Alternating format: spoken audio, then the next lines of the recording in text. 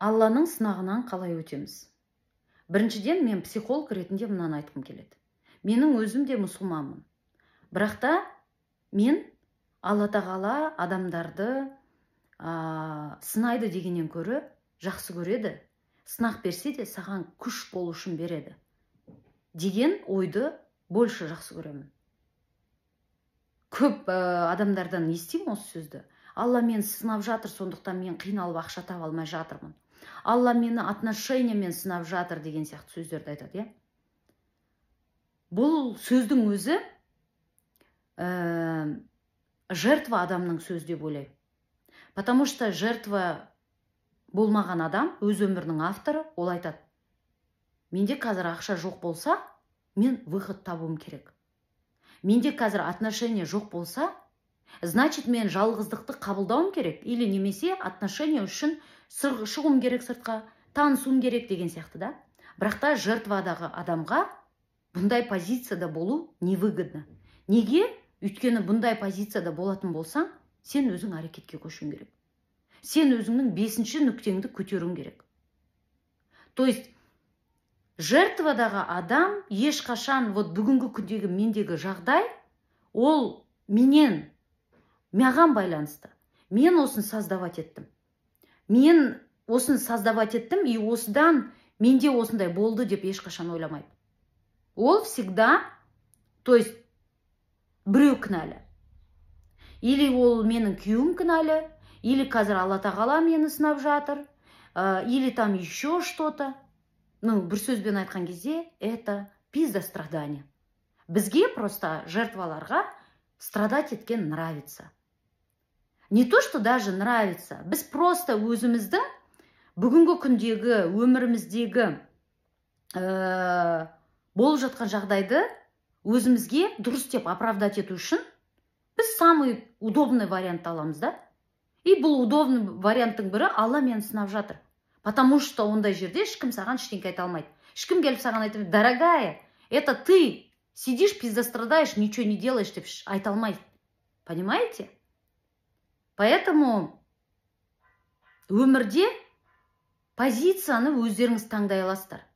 Или Алла тағала мені сынап жатыр, сондықтан менде қазір ақша жоқ, сондықтан мен аурумын, сондықтан менде осындай отношения жоқ деген сияқты.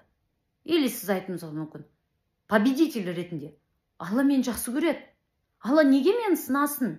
Мен Алланың өзінің жіберген құлдарының біреуімін. Алла мені жақсы көреді.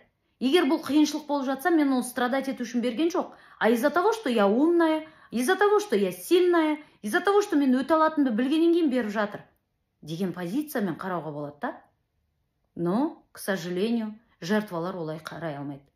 А на самом деле, егер психология жағынан айтатын болсақ, жаңағы айтқандай, бұл просто выгодная позиция. Потому что бұл позицияда сен ответственность алмайсың. Да сен потому что ни при чем же, просто сен сынап жатыр. Поэтому сен отырсын.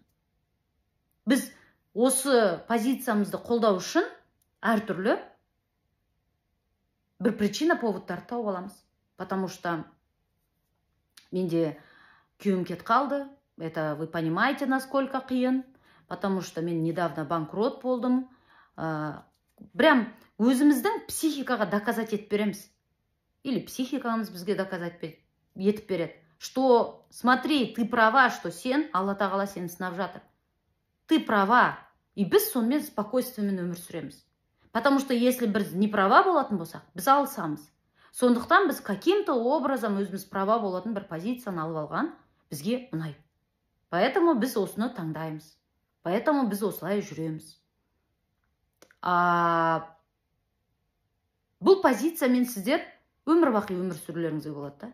Потому что пока сіздер көтендеріңізді көтермей, ештеңке өмірде өзгермейді. Сіздің өміріңіз даже сағыздың шегі бар созылатын. Сіздің өміріңізде сағыз сияқты емес. Даже айтып отырмын ғой, сағыздың шегі бар. Сіздің өміріңіз одан да қысқа, да?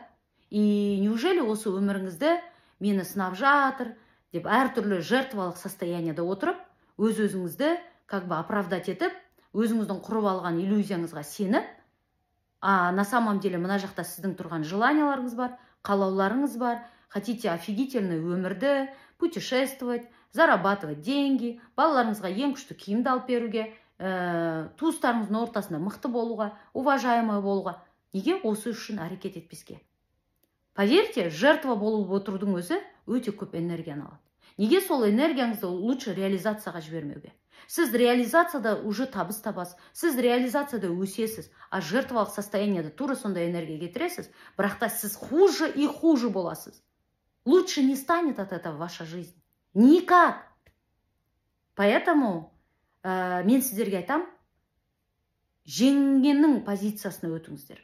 Алла тағаланың сынағы деп қарамаңыздар. Алла мені жақсы көреді. Менің бүгіндегі қиыншылығым бұл менің көтерімді көтермегеннен. Алла тағала мен қазір әрекет етсем, ол мені қолдайды. Ол мені всегда қолдайды. Осындай позициямен қарауға болады. Это уже на 1000 раз сізді алдыға алып жүретін мотивация және позиция деп ойлаймын.